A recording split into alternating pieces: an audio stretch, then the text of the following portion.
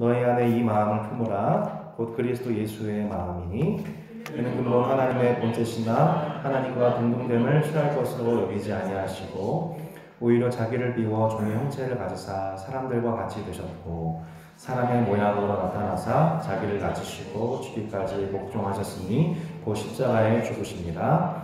이러므로 하나님이 그를 지극히 높여 모든 이름 위에 뛰어난 이름을 주사 하늘에 있는 자들과 땅에 있는 자들과 땅 아래에 있는 자들로 모든 무릎을 예수 이름에 꿇게 하시고 함께 읽겠습니다. 모든 입으로 예수 그리스도를 주라 시인하여 하나님 아버지께 아멘. 여러분 현재 대한민국 사회의 초미의 관심사는 사법계의 개혁일 것입니다. 법을 집행하는 기관 자체가 공정한 법 위에 세워져 있지 않다고 하는 전 국민적인 공감과 관심 속에 여러 가지 지금 관련 논쟁과 검토가 진행이 되고 있죠. 여러분 대한민국 사법계의 현실을 풍자한 영화가 2016년도에 이렇게 등장을 해서 화제를 모았던 적이 있습니다. 혹시 여러분 영화 더 킹이라는 영화 보셨나요? 네, 혹시 보신 분 계십니까? 손 들어보실까요? 예, 무려 4분이 계시는군요. 네, 이 설명을 좀 드려야겠네요. 이 영화를 보면은 이제 이 남자 주인공 2명이 나오죠. 여러분 네, 예, 없어요? 네, 네. 더킹 영화에 보면 정우성, 조인성, 네, 별로 좋아하진 않으시는데 엄청 잘생긴 2분이 나오십니다. 이 2분이 나온 영화라서 저도 흥미있게 봤는데 영화 보면은 이 조인성 역할이 뭐냐면 청소년 시절에 이미 아버지가 경제적으로 몰락을 했어요. 그래가지고 이 가정의 몰락 속에서 믿을 거는 주먹 하나밖에 없는 거죠. 그래서 청소년 때 중고등학교 때 돌아다니면서 이렇게 제압하는 일진가도 같은 역할이 이 조인성 역할입니다. 그런데 자기가 이제 청소년 시절에는 이렇게 주먹 하나로 이 세상을 제압을 했는데 이제 어느 날이었어요. 어느 날 집에 갔더니 자기 아버지가 어떤 검은색 양복을 입은 사람 앞에서 막 애걸복걸하면서 울고 있는 거예요. 제발 좀 살려달라고. 알고 봤더니 그 사람이 누구였냐면 그 검은 양복의 사람이 대한민국 검사였습니다. 그 검사를 보고서 그 조인성이 보고서 무슨 생각이냐면 야 저거다. 그 사람을 살릴 수도 있고 죽일 수도 있고 형량을 이만큼 늘릴 수도 있고 줄일 수도 있고 야, 이 대한민국의 최강 권력이 바로 저 검사구나. 조인성이 은혜를 받은 거예요. 그 장면에서. 그래가지고 청소년 조인성이 바로 저거다. 나는 이제 주먹이 아니라 공부를 해야겠다. 그래서 그때부터 막 조인성이 공부를 엄청 열심히 해요. 그래서 결과적으로 말도 안 되는 스토리입니다만 전교에서 꼴등하는 조인성이 전교 1등을 합니다. 말도 안 되죠. 이렇게 그 다음에 이제 전교 1등을 해가지고 어디 들어가냐면 S대. 아시죠? S대. 네, 성대 말고 서울대 법과대를 들어가요. 들어가가지고 막 집안이 막 난리가 나죠. 막 패가망신했던 그 집안에서 자녀가 서울대 법과 나왔으니 얼마 좋아요. 벌써 여러분 눈이 초롱초롱해지는군요. 근데 그뿐만 아니고 사법 시험을 봤는데 이 조인성이 1차, 2차 다 붙어요. 막 난리가 났죠. 막 집안에서 막 현수 막 걸고. 이제 시험을 붙으니까 여러분 조인성의 삶에 어떤 게 나타나요? 이제 조선 편이면 마담뚜들이 막 연락이 와가지고 막 이제 좋은 집안에 자매님들을 막 소개시켜주는 거죠. 그래가지고 조인성이 누굴 만나냐면 김아중을 만납니다. 그래가지고 둘이 막 만나자마자 막 사랑을 나누고 결혼을 하고 해외차를 몰고 집안이 좋으니까 해외차를 몰고 그냥 인생에 막 모든 행복을 막 누리는 거죠. 그런데 이제 조인성이 검사로서 이렇게 역할을 하는데 하루에 막 엄청난 이 업무량이 폭주를 하는 거예요. 보통 검사가 한 하루에 처리하는 영화상의 얘기입니다만 한 하루에 한 30-40건을 처리를 해야 된대요. 그러니까 그냥 아침부터 밤늦게까지 야근하고 또 심지어 주말에도 막 출근하고 하니까 검사로서 삶이 약간 짜증이 난 거예요. 내가 이리로 검사했나? 그러던 어느 날 이 조인성이 운명적인 만남을 합니다. 누굴까요? 바로 정우성이라는 사람이 당시 거기에 검사 중에서 한강직이라고 하는 우리나라 끝발라내는 검사로 나와요. 근데 이제 한강직은 일종의 라인으로서 이 라인만 잘 타면 대한민국에서 법무부 장관도 될 수 있고 검찰총장도 될 수 있고 아니면 이렇게 해가지고 국회의원도 될 수 있는 아주 끝발이 있는, 그래서 검사로서 수많은 사건 중에서 어떤 것을 이슈화 시켜가지고 그걸 터뜨려가지고 국회의원이나 다 대통령이나 어떤 사람이나 다 그 앞에 머리를 조아리게 만드는 그 역할이 이제 정우성 역할이죠. 그 정우성을 보고서 또 은혜를 받고 그 한강직 라인에 누가 합류를 하냐면 그 조인성이 합류를 해요. 그래가지고 막 한마디로 더킹, 대한민국의 왕이 어딨어, 우리가 왕이야, 이거 얘기하는 폭로한 영화가 이 더킹이라는 영화입니다. 나중에 한번 보시면 정말 재밌습니다.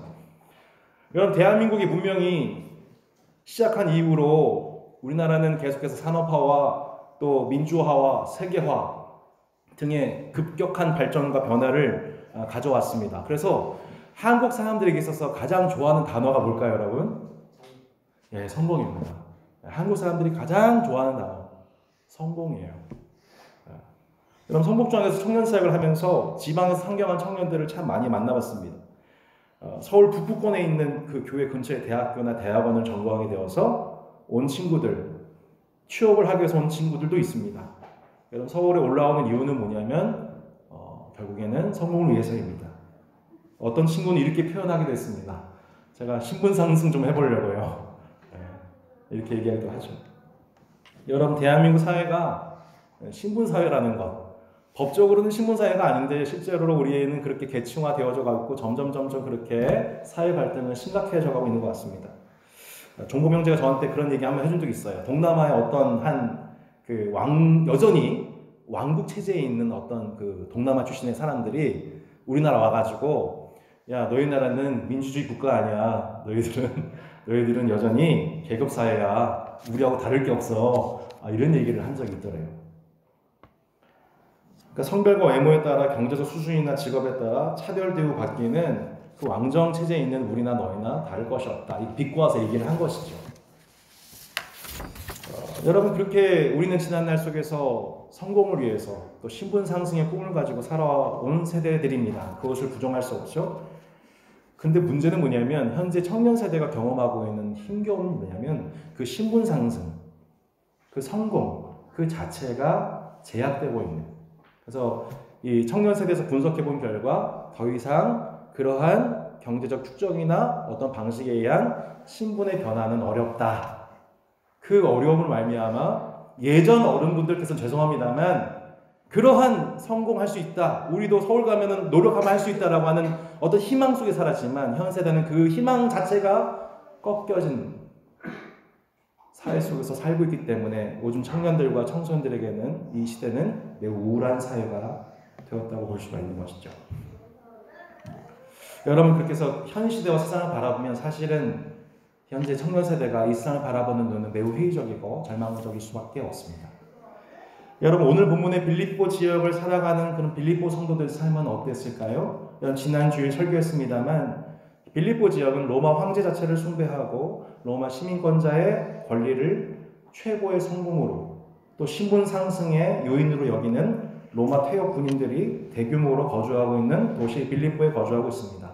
빌립보 지역에는 로마 황제 아우구스토스와 그의 아내와 가족을 신상으로 세워놓고 도시 중앙에 빌립보의 황제 신상, 가족 신상이 세워져 있는 도시였습니다. 직접 대면은 못하지만 자신들에게 로마 시민권의 혜택을 준 황제 집안에 대해서 머리를 숙이고 그 앞에 무릎을 꿇고 경배하고 찬미했던 장소가 빌립보 한가운데 있었던 것이죠.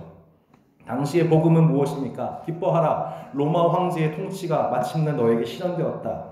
이 로마 복음을 받아들인 자들로서 저들은 로마 황제를 뭐라고 고백했습니까? 큐리오스, 주라고 고백했습니다. 한마디로 로마 황제, 당신 나의 진정한 왕이십니다. 당신 나의 하나님이십니다. 이게 로마 복음이었다는 겁니다. 그러한 지배적인 문화 속에서 자주장사 루리안의 집안이라든지 로마 감옥의 간수장의 집안이라든지 그 빌립보 지역에 최초로 복음 전도를 받아 예수님을 주라 시인하고 세례를 받았던 자들이 신앙생활을 합니다.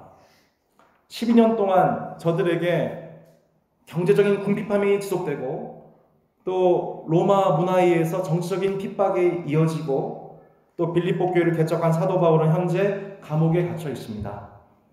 여러분, 예수님을 주라 시인하면서 로마 황제를 주라고 큐리오스라고 고백하는 저들 이 세상 앞에서 우리는 빌립보 성도들은 아니다. 예수가 우리의 큐리오스다. 예수가 우리 주이다라고 신앙 고백을 지켜가는 소수로서 저들은 빌립보에 살았습니다. 그래서 저들에게는 로마 시민권을 포기한 저들에게 있어서 신분 상승과 성공이라는 것은 애초에 기대할 수 없었던 것이죠.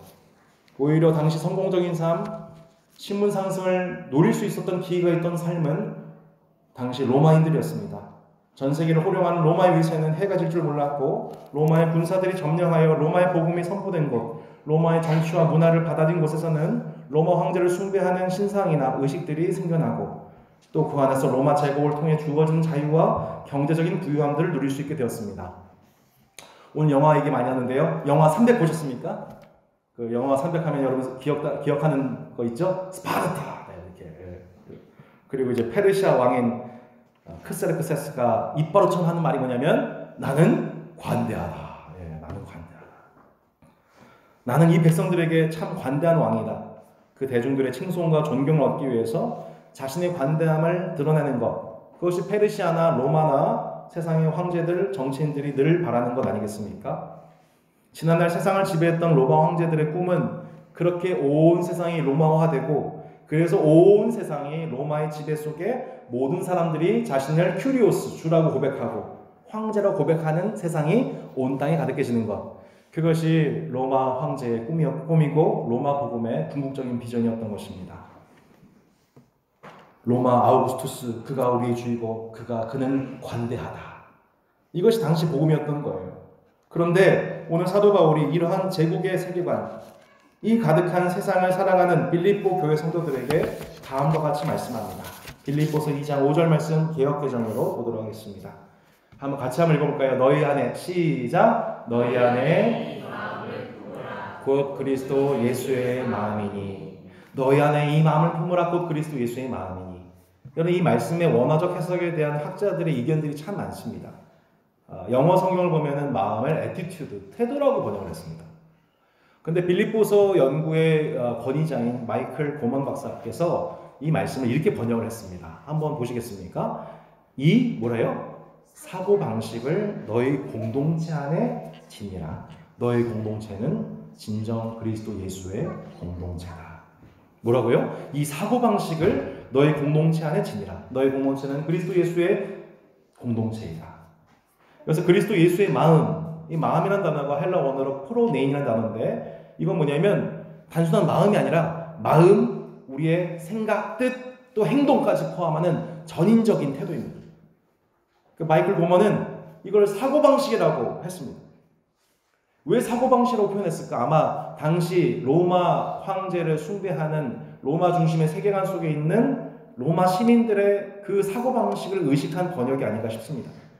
그러니까 너희는 로마 사람들, 시민권자들이 살아가는 사고방식과는 다른 사고방식, 곧 그리스도 예수가 품으셨던 사고방식을 공동체 안에 지녀야 한다. 그것이 진정한 예수 그리스도의 공동체다라고 말씀하고 있는 것이죠.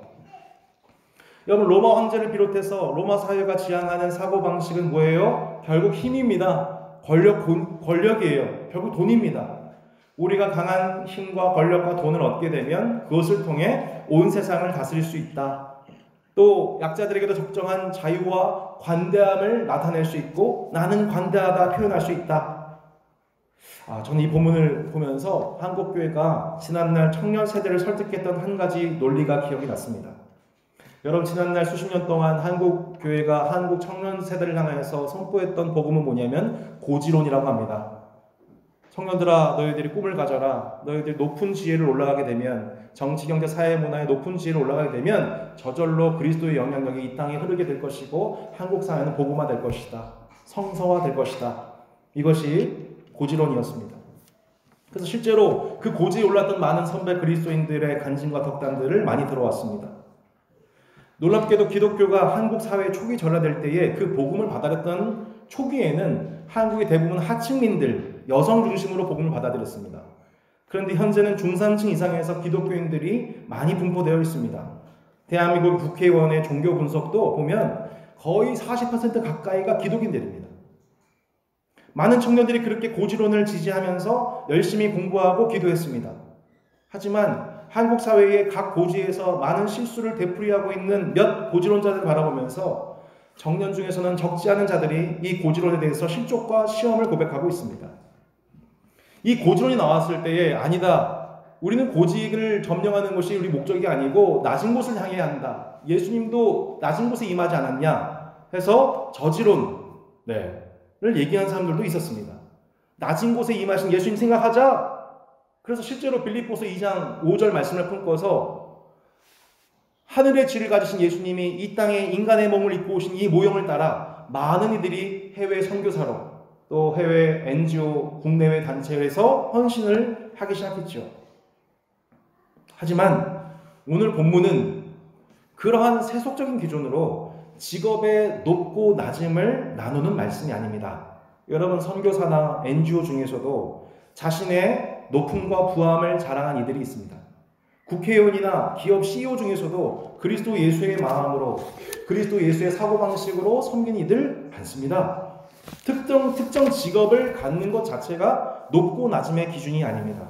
그러한 세상의 차별, 높고 낮음의 신분과 지위를 강조하며 그것을 성공과 실패의 기준으로 나 자신에 대하여 혹은 자녀에 대해서 기준 삼는 그것이 아니라 오늘 본문에서 그리스도 예수의 마음, 그리스도 예수의 사고방식을 가진 공동체로 이 땅을 살아갈 것을 빌립보 교회 성도들에게 말씀하고 있는 것입니다. 그렇다면 여러분, 그리스도 예수의 사고방식은 무엇입니까? 사도 바울이 이렇게 찬미합니다. 빌립보서 2장 6절로 8절의 말씀을 우리 쉬운 성경을 한번 읽어보도록 하겠습니다. 우리 함께 같이 한번 보고 한번 읽어볼까요? 네, 자녀들 같이 한번 읽어봐요. 시작. 그분은 하나님과 결코 높은 자리에 있기를 원하지 않으셨습니다. 오히려 높은 자리를 버리시고 낮은 곳으로 임하셨습니다. 사람의 모습으로 이 땅에 오시고 종과 같이 겸손한 모습을 취하셨습니다. 이 땅에 계신 동안 스스로 낮은 자가 되시며 하나님께 순종하셨습니다. 예수님은 목숨을 버려 십자가에 달려 돌아가시기까지 하나님의 말씀을 따랐습니다. 여러분, 본문에서 우리가 묵상해 볼 수 있는 우리 예수 그리스도, 우리의 구주시며 우리의 본이신 예수 그리스도의 사고방식은 무엇입니까? 그분의 전인격적인 태도, 그분의 프로네임, 그 마음은 한마디로 스스로 종과 같이 겸손한 모습입니다. 여러분, 우리 예수님은 하나님이십니다. 하나님의 본체 그 자체이십니다. 그러나 그 높은 자리 자체를 탐욕하는 존재가 아니십니다. 고대 근동의 신화들을 보면 당시 세계관 속에 나타난 신은 그렇지가 않습니다. 고대 근동의 신들은 서로 경쟁합니다. 신들끼리 싸웁니다. 왜요? 더 높은 곳에 올라가기 위해서, 그 권력을 독식하기 위해서, 그리고 전쟁에 지친 나머지 인간을 만들어서 그 인간으로 하여금 자신을 위해서 수고하게 합니다. 그래서 고대 근동 개념을 봤었을 때에 인간은 신의 노예이고 노동자이고 수단입니다. 그러나 성경에 계시된 하나님, 창세기의 하나님, 그리고 빌립보서에서 예수님을 보내신 하나님의 모습을 보십시오. 하나님이 인간을 위해 세상을 만드십니다. 하나님이 인간을 위해서 열심히 일하십니다. 인간을 종으로 부르시는 것이 아니라 스스로가 종이 되십니다. 여러분, 이것을 기억하십시오. 인간을 종으로 부르신 것이 아니라 스스로가 인간의 종이 되십니다. 이것이 우리가 믿는 기독교의 하나님인 것입니다. 하나님이 인간을 섬기기 위해 직접 인간의 몸을 입고 태어나신 것입니다. 그리고 인간이 겪는 모든 연약함들을 몸소 인간으로서 겪으십니다. 스스로 높아지려고 안달이 제자들에게 직접 허리에 수건을 두르시고 더러워진 발을 씻기우시고 세족식을 인도하십니다. 인간이 당해야 하는 가장 끔찍한 저주인 죽음을 스스로 하나님으로서 맛보십니다. 그것도 십자가에 매달려 인간이 당할 수 있는 가장 끔찍한 사형 방식으로 죽임 당하십니다. 죄의 종이 되어 죄로 인해 죽을 수밖에 없는 우리를 대신하여 십자가를 대신 짊어진 종이 되어 죽으신 것입니다. 여러분, 이것이 예수님의 사고방식이었습니다. 여러분, 이것이 예수님의 삶이요 죽음이었습니다. 마가는 예수님의 사고방식에 대해서 다음과 같이 말씀합니다.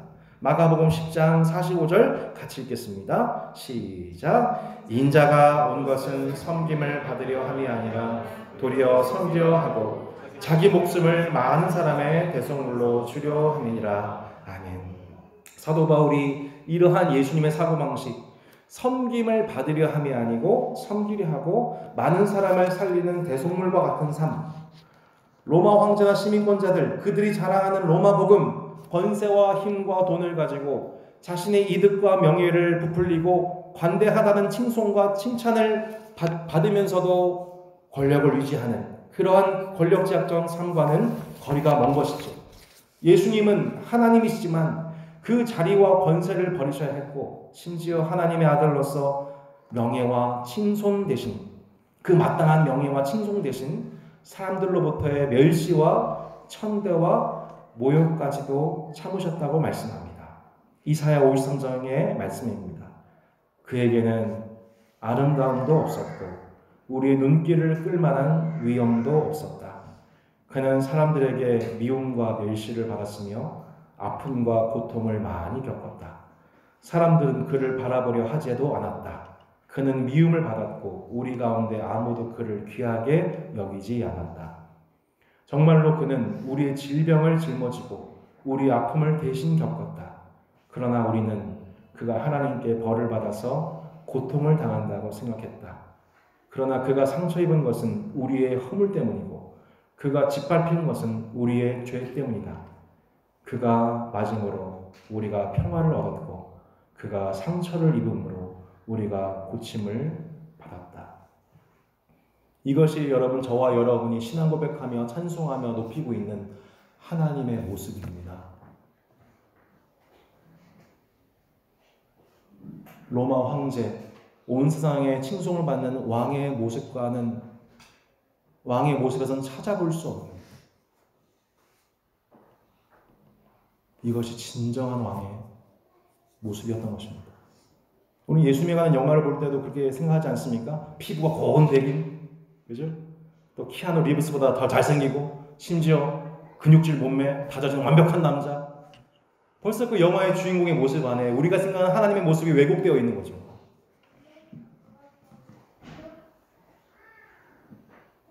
여러분, 우리가 그렇게 하나님 만들 수 있습니다. 성경이 말씀하지 않은 하나님을 우리가 찍어내고 만들어 놓고서 그 하나님을 우상처럼 섬기면서 왜 하나님이 내가 원하는 방식대로 내게 세속적인 권력과 힘과 부와 건강을 주지 않냐고 여러분 그렇게 오해하며 섬길 수 있습니다. 우리의 세속적 사고방식, 로마화된 하나님. 여러분, 예수님은 아름다움도 없었고 눈길을 끌만한 위엄도 없었습니다. 외모적으로 볼품 없었고 실제로는 백인이 아니라 흑인이나 아시아 계열의 인종이었다고 합니다. 여러분, 그분의 외모보다 중요한 것은 무엇이었습니까? 그분의 본질은 하나님의 종이었다는 것입니다. 하나님의 종이시며 또한 사람의 종이셨습니다. 하나님께 순종하셨고 또 사람을 대신하여 그 인간이 겪는 질병도 아픔도 벌도 상처도 죄도 대신 담당하는 종, 그 종노릇을 여러분 하나님이신 그분이 저와 여러분을 위해 그 역할을 담당해 주신 것입니다. 여러분, 참으로 송구스러운 표현이지만 여러분 저를 따라 한번 이렇게 고백해 보시겠습니까? 예수님은 나의 종이십니다. 여러분, 우리는 나는 예수님의 종입니다. 라는 고백만 하지만 이 고백이 있기 전에 여러분 기억해야 될 복음은 예수님이 나의 종이 되셨습니다. 하나님이신 그분이 나의 종이 되기를 기뻐하셨습니다. 이것이 성경의 세계관이고 성경의 사고방식입니다. 로마 황제는 우리를 자신의 종 삼으려 하고 자신의 관대함을 칭찬하라고 하고 결국 그를 큐리오스라고 시인하도록 강요합니다. 지금도 이 세상을 살아가면서 이 세상 왕이, 이 세상 권세가 여러분 가운데 주목하고 여러분 가운데 어려움을 주고 고난을 주면서 그 문화를 통해서 여러분 가운데 여러분을 학대하고 여러분 가운데 받아들이고자 하는 영광도 바로 그러한 것입니다. 그러나 하나님의 아들 예수님은 스스로 우리의 종이 되시고 자신의 겸손을 자랑하지도 않으셨습니다. 그것을 드러내려고 연설하지 않으셨습니다. 우리 예수님은 진짜 우리에게 생명 주시게 하여 십자가에서 매달려 죽으셨습니다. 현재 우리가 살아가는 이 세대에서 우리에게 요구하는 것 또한 그 세상의 종이 되는 것, 그 관대함을 찬미하라고 이 세상의 이런 힘을 인정하라고 합니다. 그러나 이 세상 가운데서 하늘의 시민권자로 부름받은 우리의 사고방식, 우리가 따라가야 할 마음과 태도는 무엇입니까? 너희 안에 이 마음을 품으라. 곧 그리스도 예수의 마음이니. 이 사고방식을 너희 공동체 안에 지니라. 너희 공동체는 진정 그리스도 예수의 공동체다. 저는 여러분 교회라고 해서 다 똑같은 교회 아니라고 생각합니다. 교회 중에서도 여러분 로마 황제를 친송하는, 로마에게 속한 로마 복음을 자랑하는 교회, 여러분 전 세계에 세고 셌습니다. 근데 여러분 초대교회 때부터 진정으로 그 초대교회 예수 그리스도의 복음의 원류를 지켜내고 그 복음의 원류를 다음 세대에게 흘려보내는 그 초대교회적 전통을 가진 교회는 그렇게 많지가 않습니다. 여러분 주의 몸된 교회는 계속해서 그렇게 세속화의 위험, 로마 복음화를 그렇게 자초하는 변질의 위험 속에 지금까지 흘러왔습니다. 여러분 이 땅 살면서 하나님께서 여러분한테 요구하신 것이, 우리가 천국가 썼을 때 하나님이 이 땅에서 성공했니? 너 신분 상승했니? 하나님이 그거 물어보지 않으십니다. 남에게 칭찬과 부러움받을 만한 사람 되었니? 대한민국 복음에 따라 열심히 성공하고 천국에 올라오라고 주님 말씀하지 않으셨습니다. 오히려 하나님은 하나님의 아들 예수님을 이 땅에 당신의 종, 사람의 종으로 보내셨던 것처럼 마찬가지로 여러분 하나님의 자녀된 저와 여러분을 이 땅에 하나님의 종으로, 사람들의 종으로 이 땅에 파송하신 것이죠. 에베소서 2장 5절과 6절에 보면 우리의 신분에 관하여 사도 바울이 말씀을 합니다. 에베소 2장 5절 6절 말씀 같이 한번 읽어보도록 하겠습니다. 시작. 허물로 죽은 우리를 그리스도와 함께 살리셨고 또 함께 일으키사 그리스도 예수 안에서 함께 하늘에 앉으시니. 여러분 예수님의 죽음과 부활은 죽었던 우리를 살리시고 일으키셔서 마침내 부활하신 예수님과 더불어 우리를 어디에 앉으셨다고 말씀하고 있습니까? 함께 어디요? 하늘에 앉으셨다고 말씀합니다. 예수의 죽음과 부활을 받아들인 신자가 앉게 되는 그 영광은 무엇이냐면 그 부활하신 예수님과 더불어서 함께 하늘에 앉는 그 자리, 함께 하늘에 앉아서 하나님 보좌 우편에 앉아서 하나님과 더불어서 이 땅의 모든 일을 주관하시는 왕의 권세처럼 그 왕의 권세를 함께 이 땅에서 실현하는 도구로 저와 여러분을 하늘로 높여셨다고 말씀하고 있는 것입니다. 우리의 신분과 지위가 이 땅이 아니라 하늘에서 이 땅을 다스리는 신분과 지위에 있다고 말씀합니다. 하지만 여러분 이 세상을 살아가는 현재 이 세상을 살아가고 있는 성도들의 삶 속에서는 그 하늘의 그 신분, 나를 하나님과 더불어서 그 하나님 보좌 우편에 앉으신 예수님과 더불어 그 하늘에 앉으셨다고 하시는 그 신분과 그 지위를 기억하지 못합니다. 지난주에 제가 좀 이 다음 주에 있는 이제 학원보고마여비의 청년사역자 훈련학교에 6주차 강의가 있어서 제 그 청년 세대를 향한 강의가 뭐냐면, 청년 사역자는 강의가 뭐냐면 현재 직장인 청년들의 어려움에 대해서 어떻게 교회가 직장인 청년들 도울 것인가에 관한 그런 주제입니다. 주변에 있는 제가 아는 청년들에게 다 연락을 좀 했습니다. 그래서 청년 여러분, 직장인으로서 살아가시는 가운데 겪는 어려움, 대학생으로서 직장인으로 옮겨가면서 겪게 되는 어려움이 무엇인지, 또 그 과정 속에서 교회에서 겪게 되는 어려움은 무엇인지, 혹은 교회에서 청년부 있을 때에 받았던 도움이 무엇인지에 대해서 좀 알려주세요. 이런 피드백을 받았습니다. 한 40명 정도가 답변을 주셨어요. 그래서 어젯밤 내내 그것을 정리를 했습니다. 제가 그 중에서 엑기스만 좀 말씀 좀 드리도록 할게요. 청년들이 직장인으로 진입하면서 겪는 어려움, 이것은 마치 뭐가 같냐면 마치 유치원생이 초등학생, 초딩되는 과정이다. 두 번째, 선교사가 해외 선교지에 적응하는 것과도 같다. 세 번째, 눈 뜨고 보니 논산훈련소에 들어와 있는 것과 같다. 이 교회라는 공동체 안에서 그렇게 사랑을 받다가 세속주의적 세계관이 지배적인 다수를 차지하는 그 세상 사람들과 갑자기 마주하게 되면서 겪게 되는 그 어색감과 피곤함, 그리고 체력적인 어려움, 게다가 요즘에는 고용 불안정 시대입니다. 그래서 직장 들어가도 계속해서 이직과 진로 고민을 해야 하죠. 결혼을 앞두고 있는데 여러분 돈이 모이기는커녕 대학교 때 학자금 대출 받았던 갚기도 바쁩니다. 이게 이제 청년들이 직장 들어가면서 겪는 어려움 중에 대표적인 것들이죠.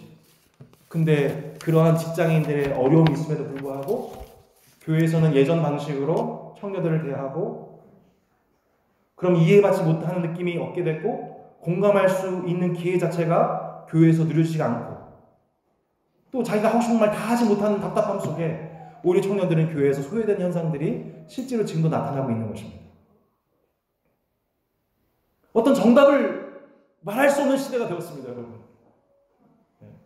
어떤 대안을 얘기하기가 너무너무 어려운 시대가 되었어요. 실제로 우리가 청년들이 겪는 느낌은 이 시대 속에 하부구조화되어서 이 세상에 놓인 것처럼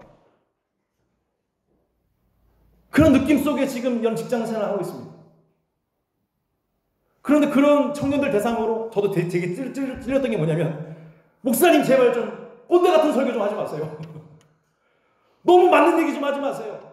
너무 도덕적인 설교 하지 마세요. 그게 저한테 너무 가슴 아프게 와닿았어요. 나도 그렇게 못 살 거면서. 저는 제가 직장 생활할 때 그렇게 잘하는 자신이 없는 것 같아요. 게다가 제가 직장 생활 해본 교육자가 아니지 않습니까? 얼마나 또 현장과 그 괴리감이 있겠어요. 그러면서 이 청년들이 대답해준 대안이 뭐였냐면, 다른 거 말고 그냥 자기의 삶을 이 땅 살아가면서 어떤 성도의 본으로서의 얘기가 아니고 정답적인 모습이 아니고 이 세상 살아가면서 겪게 되는 어쩔 수 없는 죄를 범하게 되고 그런 연약함이 있다는 것을 나눈 것만으로도 그 자체가 위안이 되고 안식이 되고 힘이 된다는 거예요. 사랑하는 성도 여러분, 우리의 본은 예수님이시지 여러분 우리는 본이 되지 못합니다. 여러분 누군가 사람을 본 삼으려고 하는 혹은 누군가의 본이 되려고 하는 그 마음에서 여러분 자유로워질 수 있기를 주의 이름으로 축복합니다. 너무 잘 못해도 괜찮습니다.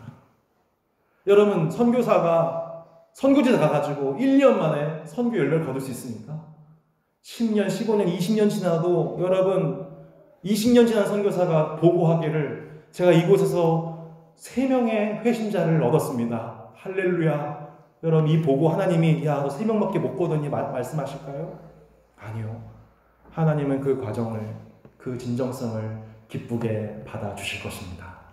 우리가 성과 위주의 그러한 이 로마 복음식의 세계관이 아니라 그 그리스도 예수께서 가셨던 그 사고방식을 가지고 이 땅을 걸어가는 때로는 아픔과 상처와 고통과 외로움과 절망 속에서 그래도 믿음으로 뚜벅뚜벅 걸어가는 그 한 사람이 그 한 사람의 충성됨이 완전하지 않지만 그 충성됨을 하나님이 기쁘게 받아주시는 것입니다. 전 저와 여러분이 그런 완전하지 않지만 충성스러운 주의 일꾼 되시기를 주의 이름으로 축복합니다. 세상의 노예나 종이 아니라 하늘에서 이 땅을 다스린 자, 하늘의 시민권자, 이 땅의 나그네임을 우리가 매일매일 우리가 이것을 기억하는 것이 없이는 여러분 우리 이 땅의 노예가 될 수밖에 없습니다. 세상의 노예가 될 수밖에 없습니다. 이 세상 결코 영원하지 않습니다. 여러분 영화 더킹에서 그렇게 성공과 신분 상승을 꿈꿨던 조인성도 또 부러움의 대상되었던 정우성도 그 성공과 신분 상승을 위해 품었던 탐욕과 거짓과 분리로 인해서 그 죄악에 폭로되고 심판을 받게 됩니다. 현재 한국 사회가 꿈꾸었던 지난날의 성공의 우상, 신분 상승을 위한 탐욕과 분리의 죄악사들이 역사 앞에 드러나고 있지 않습니까?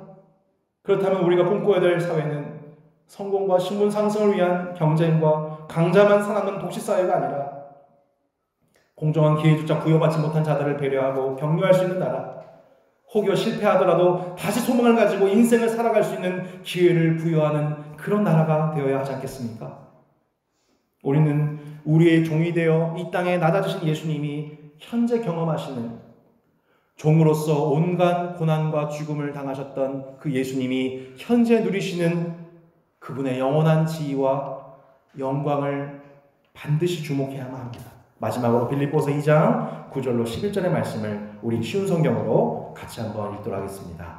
시작. 그러므로 하나님은 예수님을 최고로 높은 자리에 올리시고 모든 이름 위에 뛰어난 이름이 되게 하셨습니다.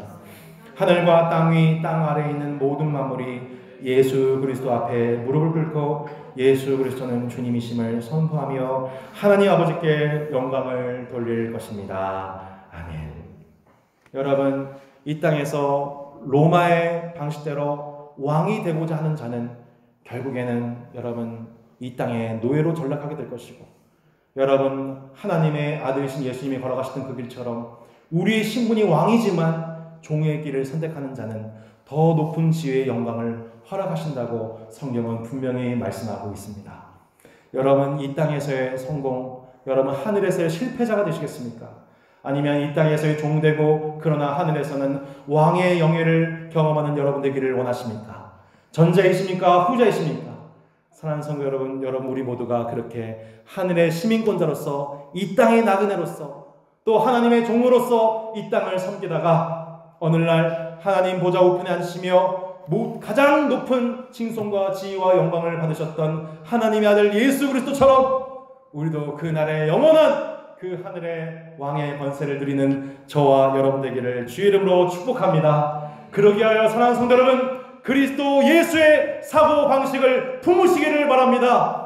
다산다산 교회는 그리스도 예수의 사고방식을 지니는 참된 초대교회의 복음의 유산을 받는 공동체 되기를 주 예수 이름으로 축복합니다. 아멘.